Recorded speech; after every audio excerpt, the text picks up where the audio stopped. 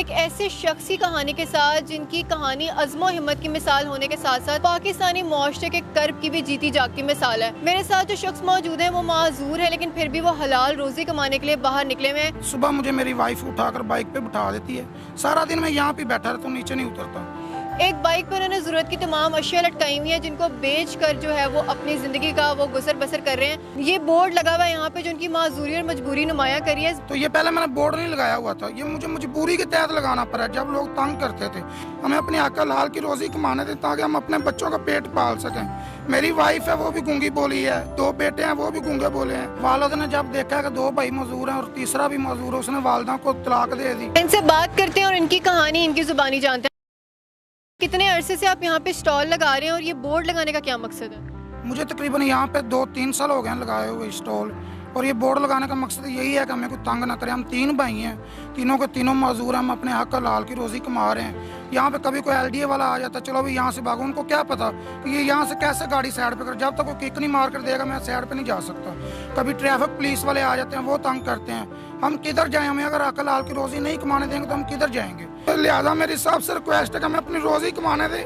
हम भीख नहीं मांगते, हम किसी को नहीं कहेंगे कि हमारी मदद करें। हमें अपनी अकल हाल की रोजी कमाने दें ताकि हम अपने बच्चों का पेट पाल सकें। मेरी वाइफ है वो भी गूंगी बोली है, 2 बेटे हैं वो भी गूंगे बोले हैं। हम किसको बताएं? रोकर हमारे तो वालिदैन तक हमें छोड़ गए, हम क्या करें? सर, बज़ाहिर आप बिल्कुल ठीक नजर आते हैं। क्या आप देखने वाले कोई बता सकते हैं कि आपके साथ क्या मसला है? आप चल फिर नहीं सकते, और क्या ये पैदाइशी तौर पे था या फिर बाद में कोई हादसा पेश आया?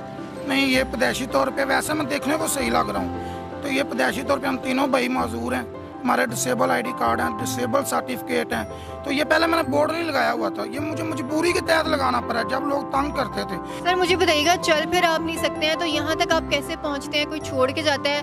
बाइक स्टार्ट करवाने में कौन मदद करता है? बाइक कैसे चलाते हैं? सुबह मुझे मेरी वाइफ उठाकर बाइक पे बिठा देती है, सारा दिन मैं यहाँ पे बैठा रहता हूँ, नीचे नहीं उतरता। और शाम के वक्त जब जाना होता है तो यहाँ से दोस्त हैं वो कवर वगैरह काट देते हैं, ये चीज़ें किक वगैरह मार देते हैं, तो मैं आस्ते आस्ते अपने घर चला जाता हूँ। कितने बजे आप सुबह यहाँ पे तशरीफ लाते हैं और यहाँ से वापस कितने बजे घर जाते हैं? मैं सुबह 8 बजे तक आ जाता हूँ, जब तक ये अंधेरा नहीं होता उस वक्त तक खड़ा रहता हूँ यहाँ पे। दिन में कितनी खरीदो फरोख्त हो जाती है? कितने पैसे कमा लेते हैं?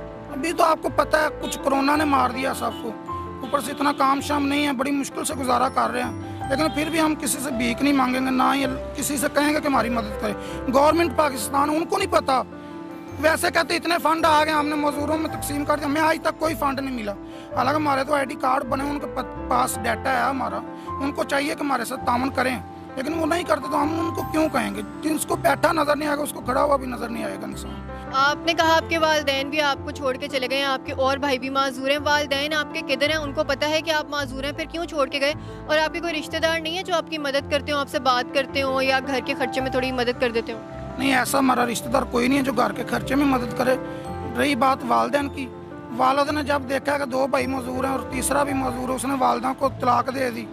उसने आगे शादी कर ली थी, उसके बाद उसने हमें कभी नहीं पूछा। 2 भाई जो हैं वो ताई ताई के पास रहे हैं, मैं नानी नाने के पास रहा हूँ। जब नानी नाने की डेथ हो गई तो मैं भी ताई ताई के पास चला गया। उसके बाद हम जैसे जैसे हमारी शादी हुई, हम अपने अपने रेंट पे मकान लेते गए, साइड पे होते गए।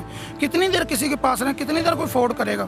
कोई नहीं इतनी देर करता, लेकिन उनकी मेहरबानी है जिन्होंने हमारे सर पे हाथ रखा है। वालिद ने यहाँ तक कि हमें अखबार में निकलवा दिया कि ये नाफरमानी करते हैं। हम क्या नाफरमानी करेंगे? आप हम तो यहाँ से खुद नीचे नहीं उतर सकता। मैं दूसरा भाई जो मेरा बड़ा भाई ना, आप देख लेना, आप खुद रोने लग जाए।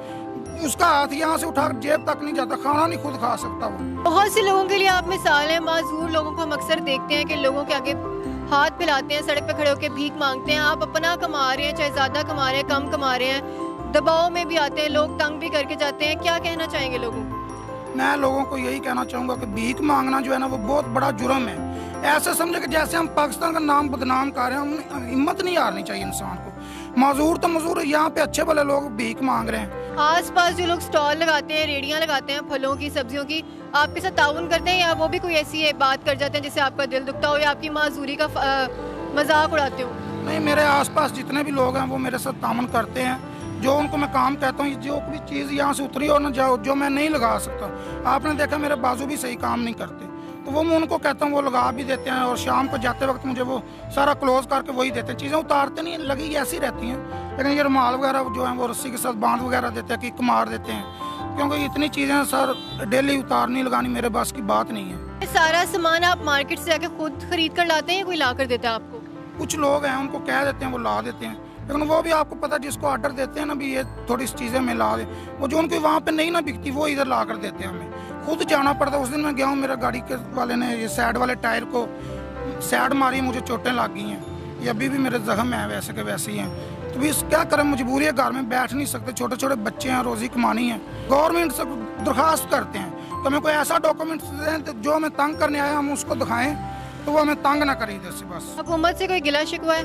हुकूमत से क्या गिला शिकवा करे, हुकूमत ने कसर छोड़ी है, इतनी महंगाई कर दी है। 1000 रुपये में 2 चीज़ें नहीं आती, आटा 10 किलो लेने चले जाएं 650 रुपये का, घी लेने चले जाएं हल्के से हल्का 350 रुपये का। हुकूमत कहती है कि हम गरीब आवाम को बहुत कुछ दे रहे हैं, लेकिन हमें कुछ नहीं मिला। जी बिल्कुल, इनकी गुफ्तगू आपने सुनी है। उनका यही कहना है कि वो किसी के आगे हाथ नहीं फैलाना चाहते, खुद हक हलाल की रोज़ी कमा कर खाना चाहते हैं और अपने बच्चों को भी खिलाना चाहते हैं। लेकिन यहाँ पे जो कुछ लोग हैं वो इनको तंग करते हैं, इनकी मजबूरी का फ़ायदा उठाया जाता है, इनकी माजूरी का फ़ायदा उठाया जाता है और इनको इस चीज़ पे मजबूर किया जाता है कि ये यहाँ से जाएं, लेकिन ये नहीं जाना चाहते क्योंकि ये चाहते हैं कि अपने बच्चों को खुद कमा के खिला सकें, किसी के आगे भीख ना फैलाएं। तो मेरी भी लोगों से ये गुजारिश है कि अगर आप इस तरह के किसी बंदे को काम करता देखते हैं तो उनकी हौसला अफजाई किया करें, उनको इनकरेज किया करें ताकि वो ज़्यादा से ज़्यादा काम कर सकें, क्योंकि ये लोग हक हलाल कमा रहे हैं। इसी के साथ मुझे इजाज़त दें, अगले शो में आपसे दोबारा मिलूंगी। अपना बहुत ज़्यादा ख्याल रखिएगा। अल्लाह हाफिज़।